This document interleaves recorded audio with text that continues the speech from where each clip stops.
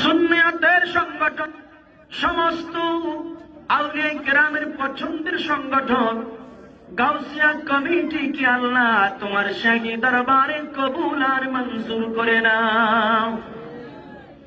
আয় আল্লাহ, আমরা যারা তোমার শাহী দরবারে হাত তুলেছি, আমাদের প্রত্যেকে আপন আপন পীর মুর্শিদের রুহানি ফয়েজ আমাদের কলবের মধ্যে জারি করে দাও।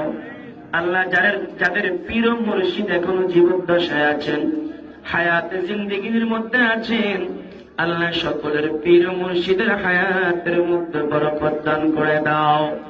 আয় আল্লাহ, বিশেষ করে মালিক